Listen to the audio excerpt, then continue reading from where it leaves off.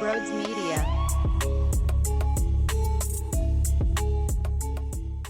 Yo, Brodes. This is Gary from South Jersey. Listened to you guys for a while. Love your show. You're one of my new favorite guys. Just got done watching this god-awful series. I don't know what's up with Harper.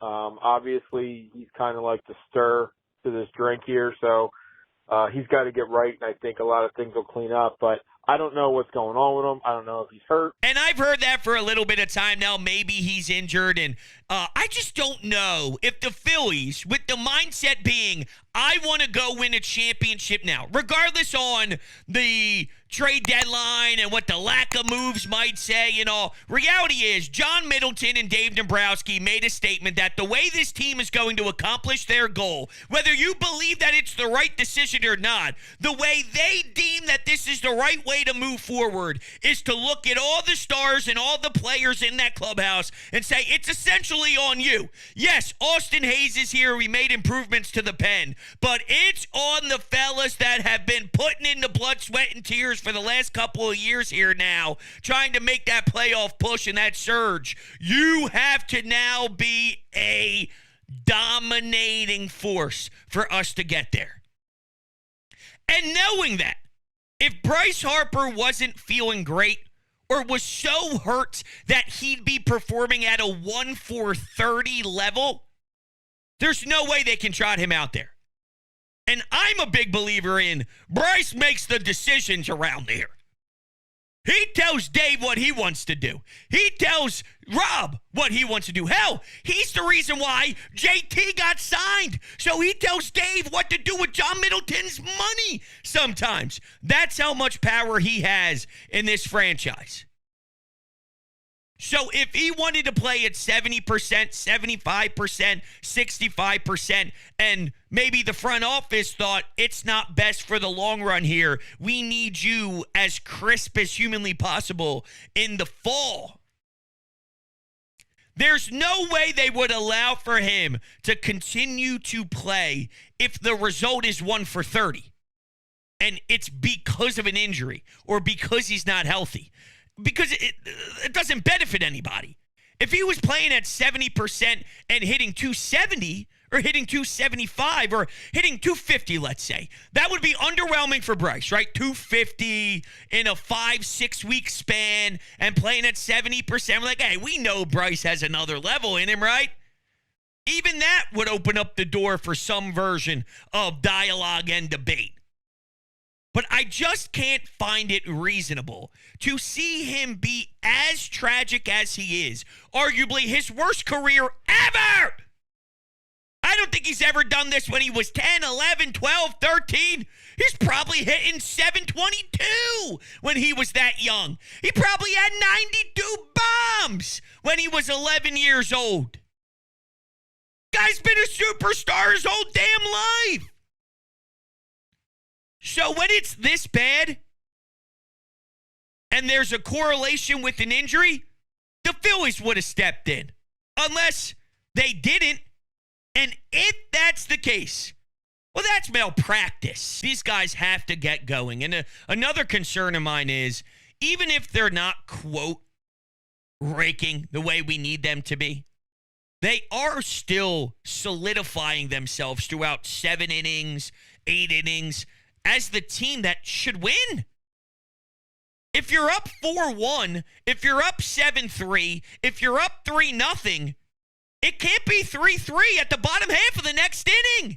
We watched that happen with Aaron Nola. You're up 3-0, you're down, or you're tied 3-3. And then you were up 7-3, 7-4. You probably could have had more runs piled in. This probably was the Pittsburgh series, if my mind remembers correctly. Maybe Minnesota, but I think it was Pittsburgh. That might have been the game where Jose Alvarado ended up blowing it. Regardless of which one. There's so many of them that I'm starting to lose track. And if there's that many to run through, we got problems, big fella. You know what I'm saying? So damn. The offense might be squandering a bunch of bases loaded at-bats and all of it. But if you're up 3 runs, win the damn game. And maybe that's what Tanner Banks can do. Maybe that's what Estevez can do. Can give you a lefty that you can rely on where his name isn't Gregory Soto. Hey, ballsy move, Baltimore, to go out there and go try Craig Kimbrell, Sir Anthony Dominguez, and Gregory Soto. That's desperation. It truly is. There's no way that that's going to hold up through the next few months into the playoffs. There are already question marks as it is. And Craig Kimbrell has been in the league for 10 billion years. So his wear and tear, he's probably got no tread left. That's why you had to make the decisions you made at the deadline as it is. I haven't even touched on the starting pitching yet because Ranger is a huge concern. I can't rely on that. One thing I'm truly worried about, like truly worried about is I don't think we're going to get consistently, maybe a start here and there. But I'm not talking about a start here and there. I'm talking about the real thing here. I'm not sure a Ranger can give a sub-2 ERA Ranger.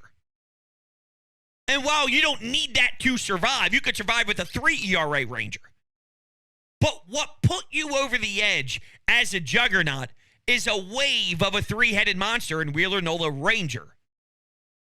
Sanchez is fine for regular season 4, and it's an interesting type of start in a postseason spot if we get to the Christopher Sanchez playoff conversation one day. I probably don't love it as much as others love it. I don't hate it. It's not the worst case scenario in the world either.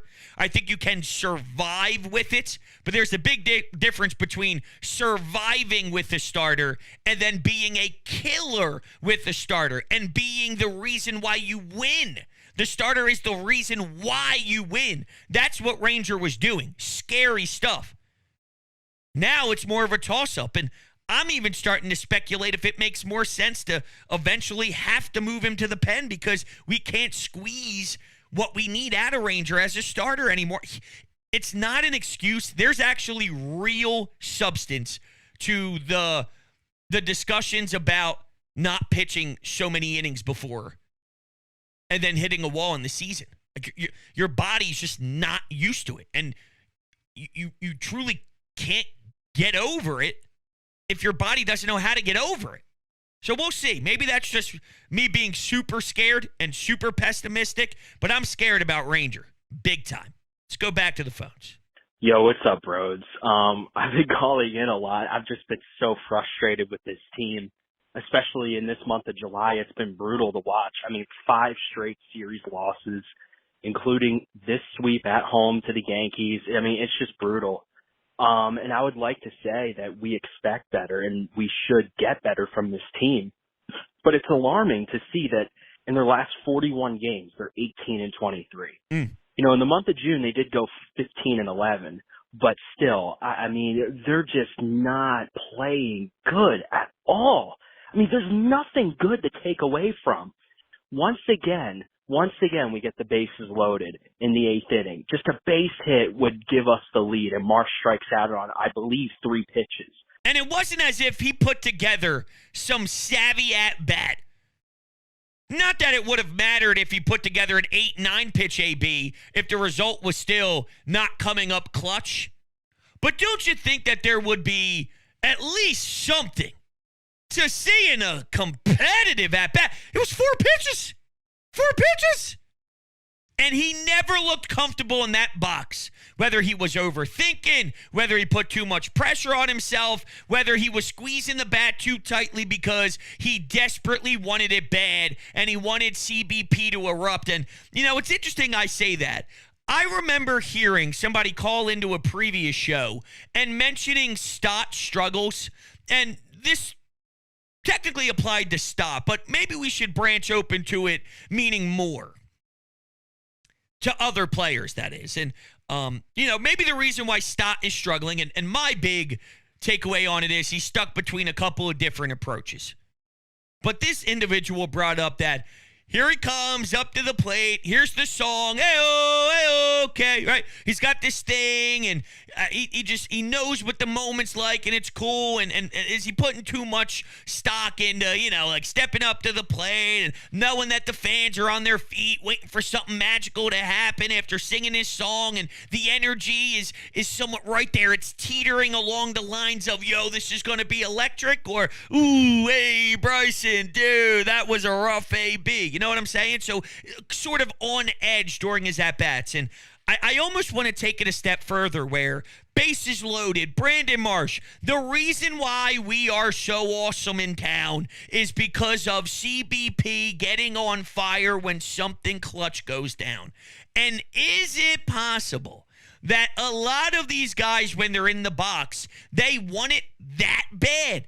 They want that pop. They want that wow. They want what Austin Hayes was feeling after he hit his blast, of the emotions taking over his body, looking at the dugout, doing a mean, heavy flex in front of himself as he's rounding first base. That feeling that a lot of them have felt over the last few years, oh